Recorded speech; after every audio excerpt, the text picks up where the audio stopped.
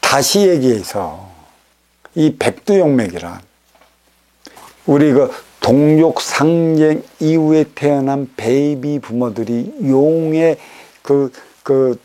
맥을 타고 만주발판으로 올라가야 했던 거예요. 그게 정신력만 심어줬으면 되는데, 우리가 장족의 발전을 이루었던 때가 1988년도이고 그때부터 잠자고 있던 중국이 깨어나기 시작을 했어요. 그 기운은 우리의 기운이 깨워준 거고, 문제는 이 중국의 깨우게 한 건 서양의 육생 물질 문명만을 갖다 줬지, 여기에 부합시킨 정신량을 부과시키지 못해 갖고 이 중국 몸통 대륙은 더할 수 없는 무질서에 휩싸이고 있어요.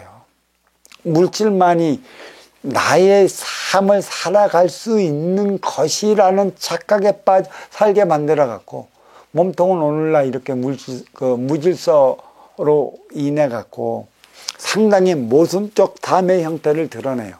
그러니까 뿌리는 몸통의 룰모델입니다. 그러니까 뿌리에서 히트치고 뭔가 될 만한 것은 몸통에서 그대로 갖고 올라가는 건데, 이 문제는 몸통에서 보여줄 수 있는 것은 육관사를 위한 육생의 일환 뿐이지 화합을 위한 이 안에 정신량이 없어 너와 내가 하나 되어가는 인생량을 마련하지 못하고 있는 지금 이 모순이 벌어지고 있다는 얘기예요. 백두용맥이 주는 의미는 우리가 만약에 이 팔도를 하나된 민족국가 고려를 건국하기까지 도로서 나아갈 길을 밝혔다면 덕으로 그 행위를 다한다. 그렇다면 너와 나의 주고받는 선순환 행위로 인해 하나 되어 나갈 것인데, 이 열국의 팔도가 하나된 민족국가 고려를 건국할 때까지 힘의 논리로 종속시키고 복속시켰어요. 너의 땅을 내 것으로 복속시키기 위해 어떤 국가는 열도 일본과 손잡기도 했고, 어떤 국가는 몸통 명나라와 손잡기도 했고, 또 그 이전에 송나라와 손잡기도 했었죠. 그렇게 힘의 논리로 하다 보니까 도로서 나아갈 길을 밝히지 못하니 하나된 민족국가 불교 고려를 건국하면서 우리는 큰 표적을 받았어. 그게 거란의 침입, 그 다음에 몽골의 침입으로, 북방몽통이 몽골입니다. 몽골의 침입으로 인해 우리는 그들에게 조공을 갖다 바쳐야 했었고, 이렇게 모순된 결과물로 통해 이제 다시 이성계가 유교의 국가 조선을 건국했는데, 이것도 그 힘으로 건국을 이루다 보니까 이에 따른 표적을 받게 됐는데, 그게 바로 임진왜란이었고, 또 하나가 뭐였냐면 그게 병자호란이었죠. 결국 청나라에게 또 우리는 조공을 갖다 바쳤다는 얘기예요. 우리가 제대로 하나된 민족국가를 이루었다면 이런 표적은 주어지질 않습니다.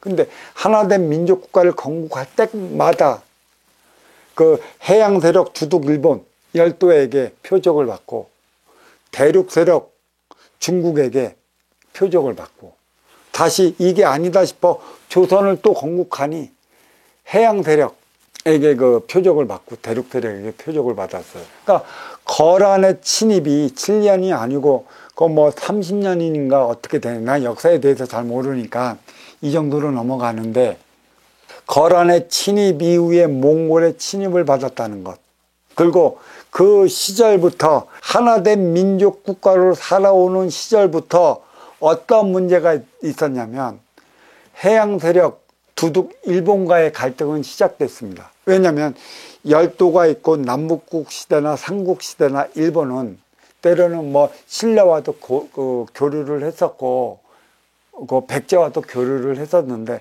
하나된 민족 국가 고려를 건국하면서부터 일본과의 관계를 소홀히 생각을 했었어요. 섬은 무엇이든지 필요할 수밖에 없고 무태껏을 갖다 쓸 수밖에 없는데, 도움을 받기 위해 태평양을 건너 이 땅으로 왔는데 이 땅에서 도움을 주지 못하니, 정녕 필요한 걸 구하려 들어왔는데 구하지 못하니 그걸 어떻게 하겠어요? 그거 없으면 당장 내 자식이 죽고 내가 위험해지는데, 그래서 훔쳐서라도 갖고 갈 수밖에 없습니다. 결국 노략질을 하게 만든 게 무태서 사는 천선들이 살아가는 이 뿌리에서 아쉬워 찾아오는 민족에게 그 아쉬움을 다 채워주지 못할 운영의 주체로서의 삶을 살지 못했다는 것이었어요. 그리고 갈수록 노략질이 심해졌다라는 건 도움을 주지 않으니까 힘으로라도 빼앗아서 가는 것이죠. 그러니까 우리 천선민족, 한민족, 뿌리에서 살아가는 우리 민족은 하늘 민족이라 운영의 주체의 민족은 싸움을 못해. 덩치도 크지도 않고. 근데 이들은 목숨 걸고 그 태평양을 건너왔잖아. 목숨 건 만큼의 그들은 자기 목숨을 내놓고 노략질을 해서 가져간 것이지. 그래서 우리는 지금까지도 니네는 왜 노략질만 해나가느냐 라고 하는 것이고, 또 이들은 그 이전에 아시아도 찾아갔는데 도와주지 않으니까 훔쳐서 또 가져올 수밖에 없어요.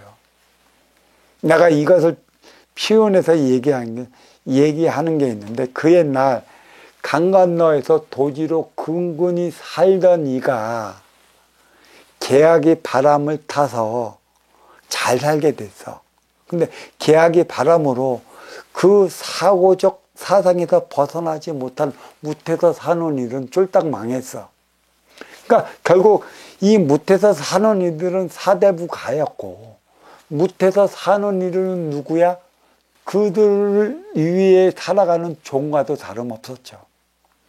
그들을 위해 했으면 그들이 이렇게 됐을까요? 이제 주객이 전도된 거지. 그러니까 우리는 지금까지도 왜 니네는 우리를 침략을 하고 뭐를 하느냐. 겉으로 보여지는 육생의 이란으로서는 그리 생각하지만 보여지는 인생의 이안으로서 살아가야 할 게 우리인데 우리는 이것을 지금까지도 깨닫질 못해요.